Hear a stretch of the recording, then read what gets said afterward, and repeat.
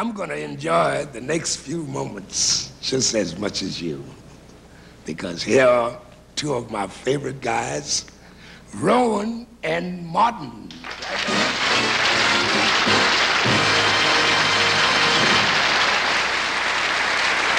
Here we are, standing out here just around the corner from Hollywood and Vine in front of the Hollywood Palace. As you know, Hollywood, California, one of the meccas for tourists from all around the world. And we have a lot of visitors in the city currently. We're going to talk to some of them as they walk past the building. This gentleman here looks obviously as if he must be a visitor. He has, sir?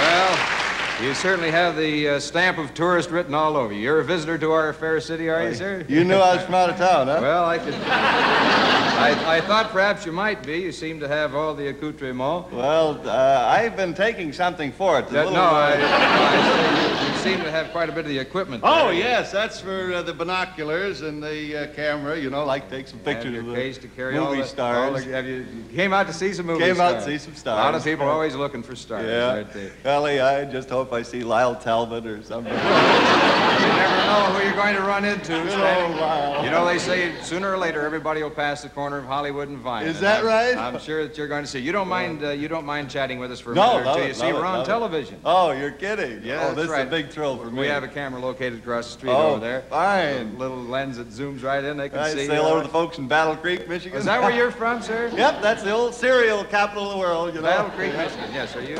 Shoot them right out of guns. Are you in the cereal business yourself, sir? No. I'm just out here as a tourist. I'm a doctor. You're a doctor. A DM. An MD? MD.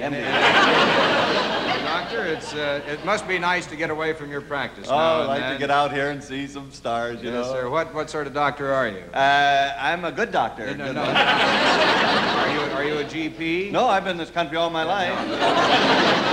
Do you have a specialty? Are you an obstetrics? No, we're down next to the elevator, actually. I'm trying to find out your medical specialty, doctor. Oh, I'm a surgeon. Surgeon. You're a general surgeon, are you? General surgeon. That's the joke we have down there.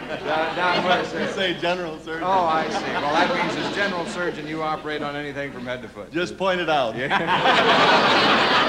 Well, of course, that's a very difficult job, and you deserve a vacation out here in the beautiful sunshine. Of course, we realize you don't operate alone, do you? No, we like to have a patient there.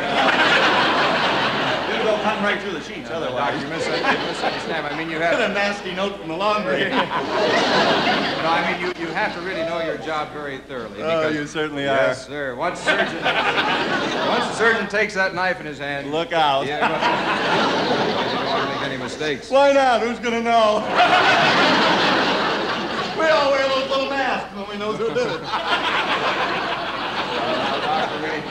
We all know those masks are to keep you sterile. There are several questions, Doctor, that I wanted to ask as a representative of the medical profession. I didn't know that. I would imagine from the...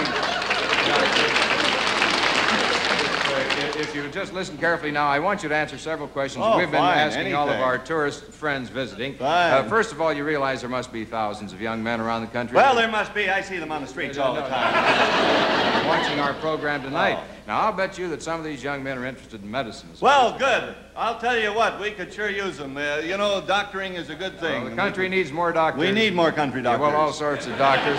But, of course, you just don't get to be a surgeon. No, sir, you've got to study. Study a long time. Yes, sir. How did you make out in school yourself, sir? Well, I graduated number one in the class of over 346. 300 Yes, odd sir. there, huh? Yeah, well, yes, you could say that. Actually, when I was the valedictorian. The valedictorian? That's the one, that's the one. You were the valedictorian of your class. I certainly could. You made that speech on graduation day. I certainly am. What did you tell them? Well, I just gave them a little pep talk and gave them my motto. And Your motto? Yes, uh-huh. You have a motto? Oh, I guess so. Is this something you've had all your life? Oh, since I was 13 years old. Oh, I feel that success and a good motto go hand in hand. Well, I imagine it does. I know must so have a many good famous motto. men seem to have had a motto Yes, that they live by. Benjamin Well, very Franklin. quickly, Doctor, would you mind passing your motto on to our television audience? It might help some of these young fellas. Well, I'd be more than happy. If they could write it down, it would even, Well, I'm sure if be they better. want to, they'll do that. All right. Right ahead. The motto that has helped me through life and through school, and it goes, over the fence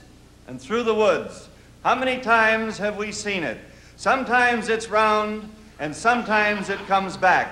We must feel in our hearts that all of us that have ever, and the footprints in the sands of time, knowing these things, and maybe we could grab a handful someday. What'd you ask me? That was very enlightening, Doctor, and it's been a pleasure chatting with you. I'm sure there was something in there for almost everybody. I hope so. And we want to thank you for appearing on our show. Would you say good night, please? Good night. Thank you very much.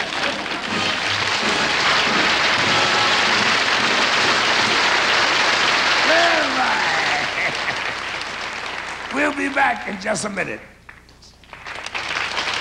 Now here's Helen O'Connell. Hi. Tonight I'm going to take Rowan and Martin's picture with my Polaroid color pack camera. Smile nice now, fellas. Okay?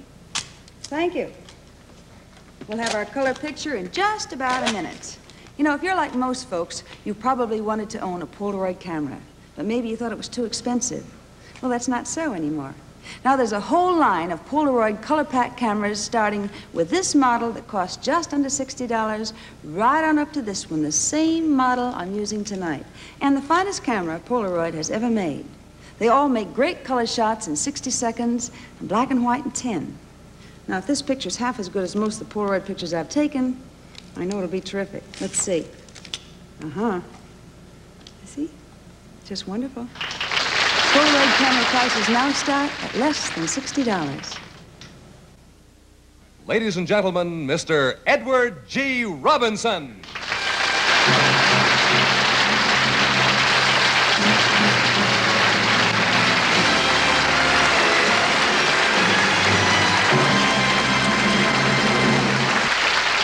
And now, for the most vivid picture of Louis Armstrong, I give you the great Satchmo himself.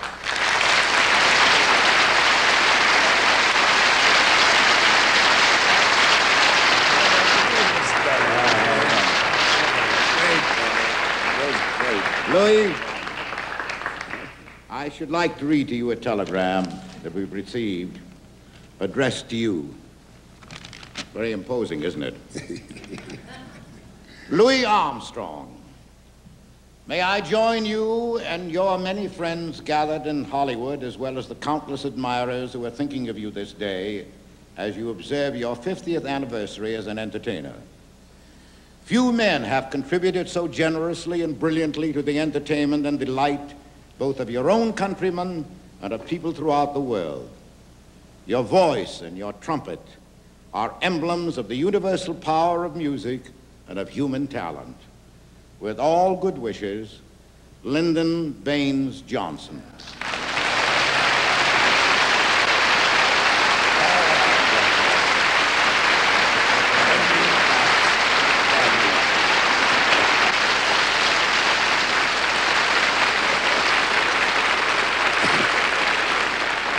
Thank you, Mr. Robinson. And thank you, Mr. President. Now, this one's for you.